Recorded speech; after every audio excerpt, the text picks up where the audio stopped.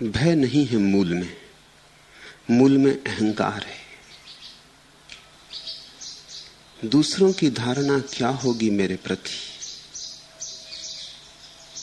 इसका इतना ही अर्थ है कि दूसरे मुझे ऐसा समझें, वैसा न समझें, बुद्धिमान समझें, विक्षिप्त न समझ लें। लोगों की धारणा मेरे प्रति इस ढंग की ही होनी चाहिए, तो ही मेरा अहंकार सधेगा। अगर लोगों की धारणा बदल गई तो मेरे अहंकार का क्या होगा। अहंकार दूसरों पर निर्भर है, उनके हाथ में है तुम्हारी कुंजी। अहंकार के प्राण तुम्हारे हाथ में नहीं है, दूसरों के हाथ में। जब चाहें तब दबा देंगे तो तुम मर जाओगे। इससे भय है। तुमने अपने प्राण दूसरों में रख दिए। तुमने बच्चों की कहानियां पढ़ी, कोई सम्राट है, उसने अपने प्राण तोते में रख दिए। सम्राट को नहीं मारा जा सकता, लेकिन कोई तोते की गर्दन मरोड़ दे तो सम्राट मरेगा। ऐसे ही अहंकार ने अपने प्राण दूसरों के मंतव्यों में रख दिए। भीड़ क्या कहेगी, इसलिए भीड़ के अनुकूल चलो, ताकि भीड़ तुम्हारे अनुकूल रहे। जैसा भीड़ कहे वैसा उठो, वैसे बैठो, भेड़ चाल चलो। अपनी चाल मत चलना, भीड़ पसंद नहीं करती तुम्हारी चाल, क्योंकि तुम्हारी चाल का मतलब होता है तुम बगावती हो, विद्रोही हो, तुम अपने होने की घोषणा कर रहे हो। यह भीड़ बर्दाश्त नहीं करती। भीड़ कायरों की है। कायर किसी हिम्मतवर को बर्दाश्त नहीं करते, क्योंकि उस हिम्मतवर के कारण उन्हें अपना कायरपन दिखाई पड़ता है। वे तुमसे बदला लेंगे, वे तुम्हें पागल कहेंगे, विक्षिप्त कहेंगे, सिरफिरा कहेंगे। सो डर लगता है, क्योंकि तुम्हारी प्रतिष्ठा उनके हाथ में। गौर से समझना, यह भय नहीं है, भय गौण है, मूल में अहंकार है। और जब तक किसी प्रश्न को ठीक ठीक न पकड़ लिया जाए, तब तक उसका हल नहीं होता। तुम भय समझ के रहे तो तुम इसका हल कभी भी ना कर पाओगे, क्योंकि भय सिर्फ लक्षण है, मूल रोग नहीं। रोग का उपचार किया जा सकता है, लक्षणों का उपचार नहीं होता। और जो लक्षणों का उपचार करता रहेगा, ऊपर ऊपर उपचार में उलझा रहेगा, भीतर भीतर रोग बढ़ता रहेगा। क्यों डरते हो किसी से? लोग तुम्हें पागल ही समझेंगे ना, समझने दो। लोग तुम्हारी प्रतिष्ठा ना करेंगे, ना करने दो। उनकी प्रतिष्ठा का मूल्य भी कितना है। ये ना समझो कि भीड़ अगर तुम्हें बुद्धिमान भी समझती है, तो इन ना समझो के समझने का कितना मूल्य है। इनकी प्रतिष्ठा दो कौड़ी की भी तो नहीं है, और बदले में ये तुमसे सब ले लेते हैं, तुम्हारी आत्मा ले लेते हैं। तुम्हें फिर इनके अनुसार चलना पड़ता है, लकीर के फकीर होकर चलना पड़ता है। फिर न कभी तुम मस्ती में डोल सकते हो, न परमात्मा को खोज सकते हो, न सत्य को खोज सकते हो, क्योंकि भीड़ कहती है सत्य मिल ही चुका है, कृष्ण ने गीता में दे दिया है। अब तुम्हें और खोज की क्या जरूरत है। गीता पढ़ो, गीता गुनगुनाओ, गीता रटो, तोते हो जाओ। या भीड़ कहती बाइबल में सत्य, अब तुम्हें और क्या करना। यीशु मसीह ने सारे संसार के लिए दुख झेल लिया, अब तुम्हें किसी और तपश्चर्या की जरूरत नहीं। यीशु मसीह ने सूली पर अपने को लटका दिया, अब तुम्हें सूली पर लटकने की जरूरत नहीं है। तुम तो यीशु का नाम जपो, यीशु का गुण गाओ। भीड़ तुम्हें इस तरह की बातें कहती है कि हम जो मानते रहें वैसा मानकर चलो। भीड़ कहती है शंका मत उठाना, संदेह मत उठाना। भीड़ कहती है अपना सिर मत उठाना, गुलाम रहो। भीड़ गुलामी आरोपित करती, और जो जितनी सुगमता से गुलाम होने को राजी होता उसे उतना आदर देती, उसी अनुपात में आदर देती। अब ये बड़े मजे की बात है, जीसस को तो सूली लगी, लेकिन जीसस के पीछे चलने वाले पादरी को सूली नहीं लगती, सम्मान मिलता है। जीसस बगावती थे, भीड़ ने उन्हें बर्दाश्त नहीं किया। पादरी पुरोहित बगावती नहीं है, भीड़ का बड़े काम का है, वो भीड़ को बांध के रखता है, उसका लोग सम्मान करते हैं। असली संतों को सूली लग जाती है, गालियां मिलती, अपमान मिलता है, नकली संत पूजे जाते। ये तुम देख सकते हो।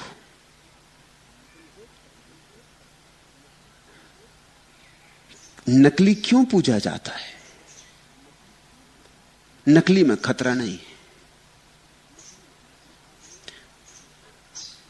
आग नहीं है, राख ही राख है, उसे तुम छुओगे तो जलोगे नहीं,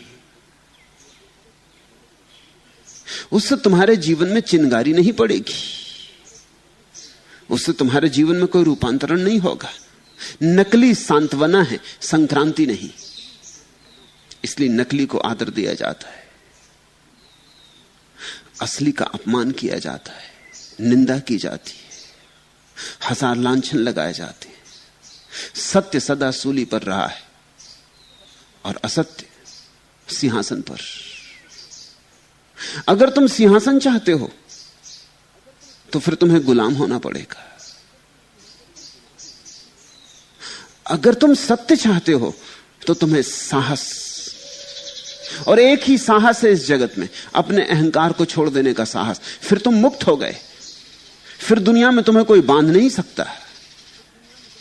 तुमने जड़ ही काट दी, तुमने सारी गुलामी के आधार गिरा दिए, और ये तुम्हारे हाथ में है। जिस दिन तुमने सोच लिया कि ठीक है, भीड़ को जो सोचना हो सोचे, मुझे जैसे जीना है वैसे जीऊंगा, ये मेरी जिंदगी है और मुझे मिली है, और ईश्वर के सामने मैं उत्तरदायी होऊंगा। हसीद फकीर झुसिया मर रहा था, यहूदी फकीर था। एक बूढ़े यहूदी ने उसके पास आकर कहा, परमात्मा से सुलह कर ली ना? झुसिया ने आंख खोली और कहा, परमात्मा से मेरा कोई झगड़ा ही नहीं था, झगड़ा तो भीड़ से था। बगावती फकीर था। बूढ़े ने दया से कहा होगा कि परमात्मा से सुलह कर ली ना? झुसिया ने कहा, परमात्मा से मेरा कभी झगड़ा ही नहीं हुआ, झगड़ा भीड़ से था। और भीड़ से क्या सुलह करनी? 4 दिन की जिंदगी में क्या भीड़ से सुलह करनी? सम्मानित जिए कि अपमानित जिए, फूल मिले कि पत्थर मिले, क्या फर्क पड़ता है? ये 2 दिन की कहानी, ये तो पानी पर खींची लकीर है, मिट जाएगी। रही परमात्मा की बात, उससे मेरा कोई झगड़ा नहीं है।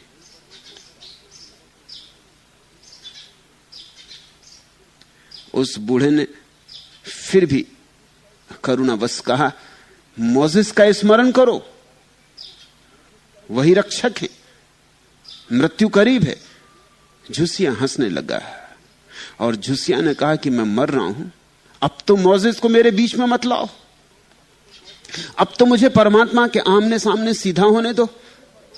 मरने के बाद परमात्मा मुझसे ये नहीं पूछेगा कि तुम मोसेस क्यों नहीं थे, वो मुझसे पूछेगा, झुसिया तुम झुसिया क्यों नहीं थे? उत्तर मुझे देना पड़ेगा।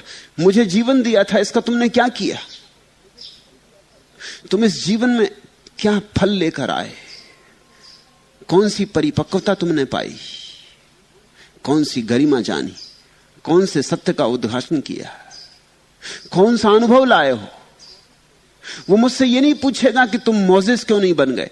मोसेस बनने उसने मुझे भेजा नहीं था, उसने मुझे भेजा है झुसिया बनने। मोसेस को मेरे बीच में मत लाओ, मरते वक्त तो मुझे अकेला मरने दो। भीड़ ना तुम्हें अकेला जीने देती, ना अकेला मरना देती। तुम मर रहे हो और भीड़ तुम्हें गंगा जल पिला रही। तुम मर रहे हो, भीड़ तुम्हारे कान में राम नाम जप रही। तुम मर रहे हो, सत्यनारायण की कथा सुनाई जा रही। तुम्हें मरने भी नहीं देती अकेले में भीड़, तुम्हें जीने भी नहीं देती भीड़। सन्यास का केवल इतना ही अर्थ है, इस बात की घोषणा कि अब मैं इसकी चिंता नहीं करूंगा कि भीड़ सम्मान देगी कि अपमान देगी, अब मैं अपने ढंग से जीऊंगा। गलत तो गलत सही, ठीक तो ठीक सही, लेकिन जो जीवन मुझे मिला है उसे मैं अपने ढंग से जीऊंगा। और मैं तुमसे कहता हूं, अगर कोई अपने ढंग से गलत भी जिए तो ठीक तक पहुंच जाता है, और दूसरों के ढंग से ठीक भी जिए तो ठीक तक नहीं पहुंचता, क्योंकि दूसरों के ढंग से ठीक जिए में कोई प्राण नहीं होते, तुम्हारा अंतर का साथ नहीं होता, बोझ की तरह तुम जीते हो। हिंदू भीड़ में पैदा हुए हो तो जाते हो मंदिर, राम की पूजा कराते हो, लेकिन तुम्हारे हृदय की ये उमंग नहीं, नाचते तुम वहां नहीं गए हो। ईसाई घर में पैदा हुए तो चर्च में चक्कर लगाते हो, लगाना पड़ता है, एक औपचारिकता है, एक कर्तव्य है, निभाना है। मां बाप ने थोप दिया है तुम्हारे सिर पर, उसे पूरा करना है। लेकिन इसका क्या मूल्य हो सकता है? जो आदमी मंदिर में गया है और केवल देह से गया है, और जिसकी आत्मा बाजार में भटकती है, जो प्रार्थना दोहरा रहा है लेकिन जिसके चित्त में और हजार तरंगे और विचार उठ रहे हैं, जो झुक रहा है मंदिर की मूर्ति के सामने लेकिन पीछे लौट के देख रहा है कि कोई जूता ना चुरा ले जाए। मैंने एक आदमी को झुकते देखा मंदिर में, और पीछे लौटते देखा कि वो पीछे लौट के देख रहा है। मैंने पूछा, तुम लौट के क्या देखते? उसने कहा कि नए जूते पहनकर आ गया हूं, कोई ले ना जाए। तो मैंने कहा कि तुम सिर भी उसी तरफ कर लो, क्योंकि तुम झुक जूते के लिए रहे हो। प्रार्थना तुम्हारी बिल्कुल झूठी। तुम जूते को सामने रख के क्यों नहीं झुक लेते? तुमसे मुसलमान बेहतर नमाज पढ़ने जाते हैं, देखा, जूते को सामने रख लेते, कोई जूता कोई ले ना जाए। खुदा के लिए झुक रहे हैं। अभी कल ही मैं एक चित्र देख रहा था, कोई 10,000 आदमी नमाज पढ़ रहे हैं, 10,000 जूते अपने अपने सामने रखे हुए, वहीं झुके हैं, जूतों में झुके। ये झूठ है, इसमें सत्य की सुगंध नहीं। ये व्यवहार होगा, इससे समाज चलता होगा, लेकिन इससे सत्य की यात्रा नहीं होती। भीड़ को पता भी क्या है कि सन्यास क्या है। सन्यास पूछना है उनसे पूछो जो सन्यासी है। संगीत समझना है उनसे समझो जो संगीत जानते। और ध्यान की खबर लेनी तो उनसे लो जिन्होंने ध्यान में उतरने का साहस किया है, जिन्होंने ध्यान की गहराइयां छुई। बाजार में एक किरानी बैठा है, वो कहता है सन्यास में मत उलझ जाना, ये सब सम्मोहन है। न वो कभी उलझा, न उसने कभी जाना, इस दुकान से कभी उठा नहीं, इस दुकान से बाहर गया नहीं। ये दुकान सम्मोहन नहीं है, ये रुपए इकट्ठे करते जाना में सम्मोहन नहीं है, ये सत्य है। ये रुपए इकट्ठे करना और मर जाना ये सत्य है, और ध्यान की चिंता में लगना व्यर्थ की बातों में पड़ना है। तुम किससे पूछते हो? सांस तेजाब की तरह जलकर ऐसी कौंदी है सारे सीने में, छाले छाले से पड़ गए जैसे, जर्ब सी चिर गई है सीने में, सुन के नादान दोस्त का ताना, क्यों न गमरास आएंगे उसको जिसको दौलत मिले बदौलते दिल।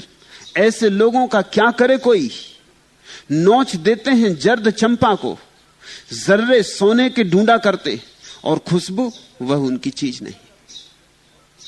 जिसको फूल की पहचान हो उससे फूल की बात करना। ऐसे लोगों का क्या करे कोई, नोच देते हैं जर्द चंपा को, जर्रे सोना के ढूंढा करते हैं, और खुशबू वह उनकी चीज नहीं। जिन्होंने फूलों से प्रेम न किया हो उनके आधार पर तुम फूलों को खोजने निकलोगे तो वो तुम्हें पागल कहेंगे ही, ये बिल्कुल स्वाभाविक है। जिन्होंने सोने के अतिरिक्त और किसी चीज में मूल्य नहीं जाना, जिन्होंने सोने में ही सारा सार देखा, उनसे तुम सत्य की बातें करोगे, सन्यास की बातें करोगे? वो तुम्हें पागल न समझेंगे तो और क्या समझेंगे? इसमें कुछ ऐतराज की बात भी नहीं। ये बिल्कुल ठीक है, ये जैसा होना चाहिए वैसा ही है। ऐसे लोगों का क्या करे कोई, नोच देते हैं जर्द चंपा को, जर्रे सोने के ढूंढा करते हैं और खुशबू वह उनकी चीज नहीं। भय नहीं है, भीतर अहंकार है। अहंकार ही डरता है। इसे तुम समझ लो, बहुत ठीक से समझ लो। जब तुम मृत्यु से भी डरते हो तब भी अहंकार के कारण ही डरते हो। मृत्यु का कोई डर नहीं होता, मृत्यु तक का कोई डर नहीं होता। मृत्यु को जाना ही नहीं है, उससे डरोगे कैसे? डर तो जानी पहचानी चीज से होता है। कहावत है, दूध का जला छाछ भी फूंक फूंक के पीता, लेकिन कम से कम दूध का जला तो होना चाहिए। तुमने मृत्यु जानी ही नहीं, तुम मृत्यु में जले ही नहीं, तुम्हें मृत्यु की कोई खबर ही नहीं। वह अज्ञात, वह अनजान, सुखद है या दुखद, इसका भी कुछ पता नहीं। डरोगे कैसे, भयभीत कैसे होगे? कौन जाने वरदान हो, अभिशाप है, इसका निश्चय क्या है? एक भी मरे हुए आदमी ने लौटकर तो कहा नहीं कि मृत्यु दुख देती है, कि मृत्यु तुम्हें पीड़ाएं देगी, संताप देगी, कि मृत्यु तुम्हारी छाती में भाले भौंकेगी। एक ने भी तो लौटकर नहीं कहा है। मृत्यु तो अपरिचित है, अपरिचित का भय कैसे? देखा नहीं तुमने, छोटा बच्चा सांप से नहीं डरता, उसे पता ही नहीं है कि सांप क्या करेगा, वो सांप को पकड़ के खेलने लगेगा। छोटा बच्चा आग से नहीं डरता, उसे पता नहीं है। पता हो तो भय होता है। तो जब लोग कहते हैं मुझे मृत्यु का भय है, तो वो असल में कुछ और कहते हैं, ठीक ठीक समझ नहीं पा रहे कि क्या स्थिति है। वो ये नहीं कहते मुझे मृत्यु का डर है, वो सिर्फ इतना ही कहते हैं मुझे मेरे मिट जाने का डर है। लेकिन तुम्हारे भीतर जो मिट सकता है तत्व वो अहंकार है, और तो कोई मिटने वाली चीज नहीं। देह मिट्टी में मिल जाएगी, मिटेगी नहीं। श्वास हवा में लीन हो जाएगी, मिटेगी नहीं। आग आग में चली जाएगी, पानी पानी में, मिटेगा कुछ भी नहीं।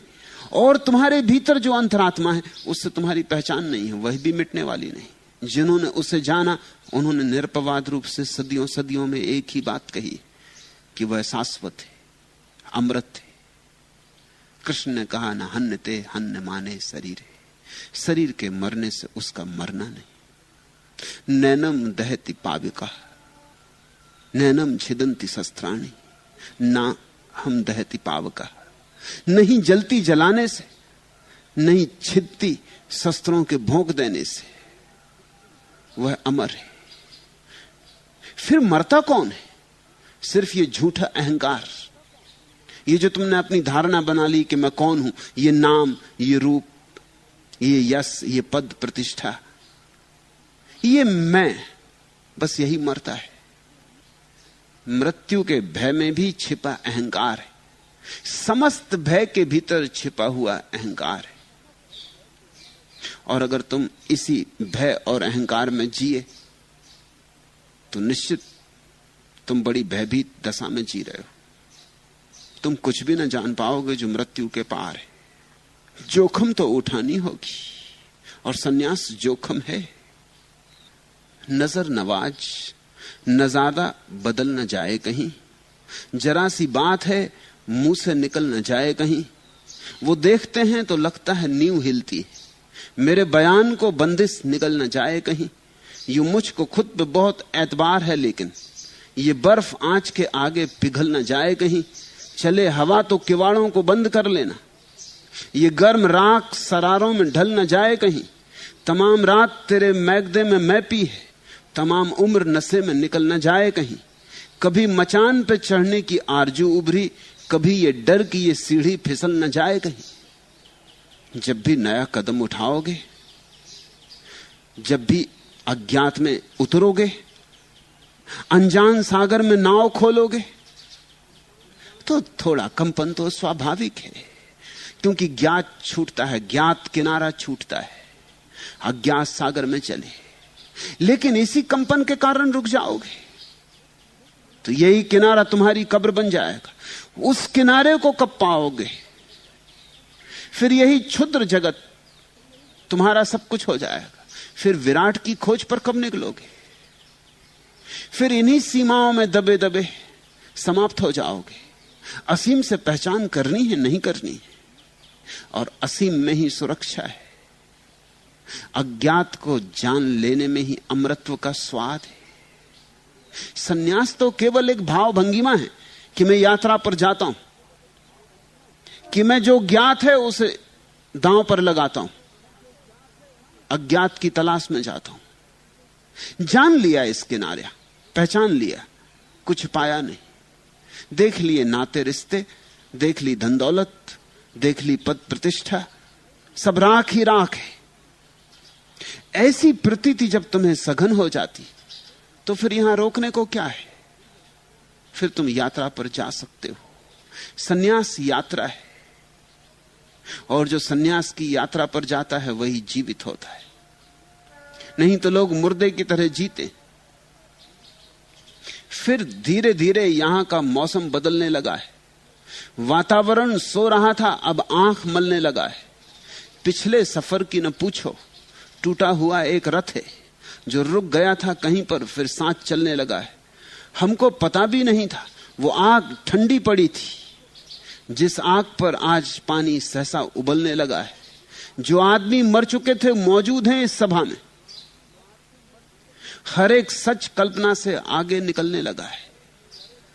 ये जिनको तुम सन्यासियों की तरह देख रहे हो, ये भी तुम्हारी तरह मरे हुए थे। इन्होंने हिम्मत की है, राख झाड़ दी है। इसलिए तो सन्यास के लिए गैरिक रंग चुना है। गैरिक अग्नि का रंग है जो राख झाड़ देता है और अंगारे को उभार लेता है, जो व्यर्थ को अपने से झाड़ता जाता है और सार्थक को उभारता जाता है, जो धीरे धीरे संयोगिक को छोड़ देता है और शाश्वत को पकड़ लेता है। हिम्मत तो चाहिए ही, साहस तो चाहिए ही। एक ही भूल है जगत में, सत्य की खोज ना करना। डरो तो उससे डरो, और तो कुछ भूल नहीं।